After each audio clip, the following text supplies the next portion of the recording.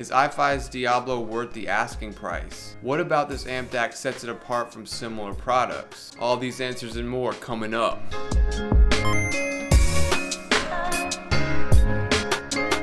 Greetings, boss heads. Stuart Charles here, HomeStudioBasics.com, helping you make sound decisions leading to a beautiful audio experience that will make you fall in love with music, not gear, all over again. So, big shout out to Lawrence at iFi for sending this demo unit and for their continued support. These are all my own opinions. I'm not being paid to say anything positive or negative about this unit. I also haven't read any other reviews before sitting down to write this and do this review. All thoughts and impressions are my own. With that, all specs in the box type stuff will be in the article linked down below, and I'll link it above as well. Is the Diablo worth the asking price of around 900 big ones? I hate to say it, but no, it's not. I've listened to over 20 albums, 5 films, a game or two, and countless other miscellaneous tracks before coming to this conclusion. Is it a solid product? Absolutely. It's hefty and robust, has built-in rubber feet, and looks fab on your desk or in your home theater / gaming setup. Features and versatility are what set this one apart from the others, both from the standpoint of what you're getting in the package, its power modes, its ease of use, what types of files it can play, as well as a few different ways that you can use it. Still, its closely related Black Label brother did everything that the evil twin Diablo does, except it was cheaper and had an X bass, whereas the Red Terror does not. Bass heads only, Buster! The Black Label also had Rca outputs. The Diablo has a balanced 4.4mm out, but fewer people may utilize that. I don't know that for certain one way or another. I do know that Rca is more convenient for the average user. The spit of input is a welcome return though. Just use a supplied optical adapter and you can use it to game on your console. I don't know much about the PS5 right now, but folks have told me it does not have an optical input, which is a real pain in the arse.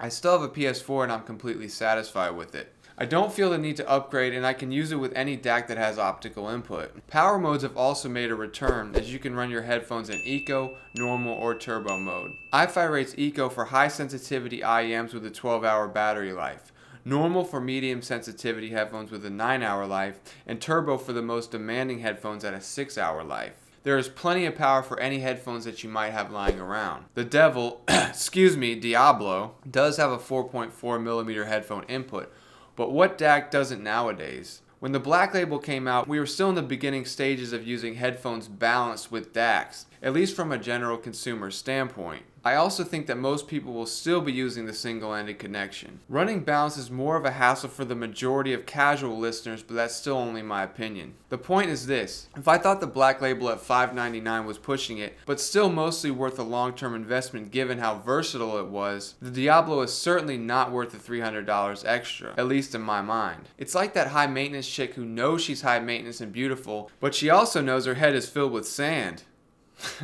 When I first received it, I thought, wow, what a great package. You're getting so much. It seems like a great value. Then someone on Instagram told me the price and I was like, wow, that's my entire month's rent.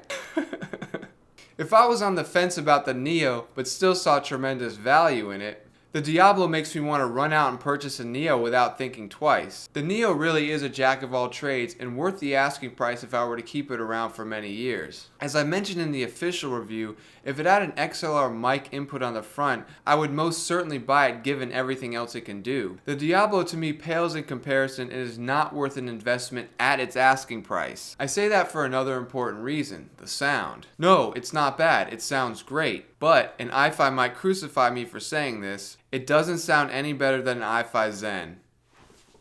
Man, this is some bullshit! Yeah, I went there. Sorry iFi, but it's true. Well, looks like I won't be reviewing any more iFi DACs.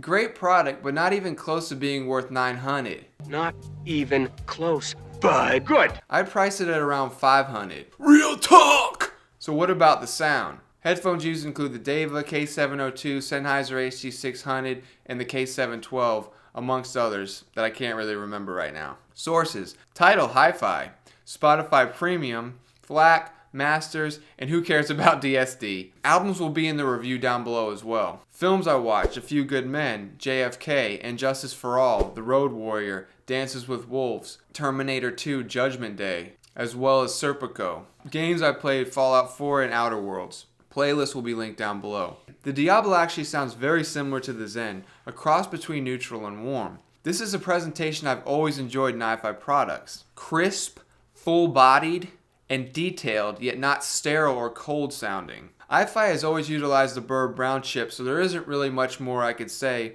or add to what I've said dozens of times previously. I've demoed a bunch of their products and they all sound great. I'm not going to make up a bunch of word salad just to sound like those other reviewers who artificially hype you up so you'll buy the product faster. Excuse me. Select comparisons. I use this with the blue cable to keep a level playing field and use the K702. So, Diablo versus K5 Pro. I didn't hear much of a difference between them. Both delivered ferocity and slam on Common's The Sixth Sense with equal measure. Tight, plenty of impact, clear and crisp. On The Narcissist by the 1975, the K5 Pro did sound slightly warmer and less detailed.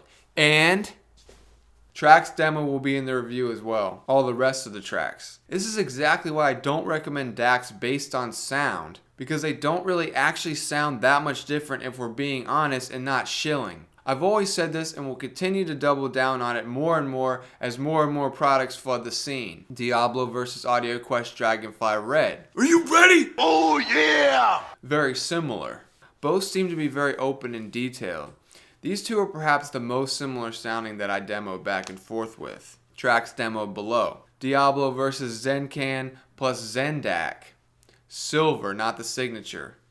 $300 versus around $900. Again, not much of a difference. Diablo versus Zencan's signature 6XX stack. $450 versus $900. The same pretty much applies above with the Zendac plus Zencan. I'll leave a link down below and above for that comparison as well. The Zencan signature stack versus the Zencan silver plus Zendac stack, whatever. So what about the sound with the iPurifier active noise cancellation? It may just be my imagination, but I did feel like it sounded clearer and airier with the iPurifier versus without. Vocals in particular seemed more present and lively. The songs took on a more in-person type of flavor and felt like they had a pulse of their own. I really wasn't expecting to notice a difference, but again, it may just be a placebo. Going further, I did an in-depth back and forth between the iPurifier versus the blue cable at the exact same volume. I do think there is a slight improvement with what I mentioned above. Air, clarity, and soundstage all seemed more vast and expansive. Vocals are again more forward and lively. Oh no, here comes the word salad. This is a great feature, but why can't iFi include a USB Type-B cable in the package? You've included the kitchen sink, yet I have to use my own. Some people may not be fortunate enough to have one lying around. Shoot, include a Type-B USB cable and maybe I'll go $550 instead of $500. Mike Tyson approves. The Diablo vs. K5 Pro is perhaps the most important comparison here from a price and value standpoint. There's little I can do with the Diablo that I can't do with the K5 Pro. Both can play DSD, masters, high-res files over 48K, etc. Both have optical for gaming, both have plenty of power, and both can be used as preamps, albeit in different ways.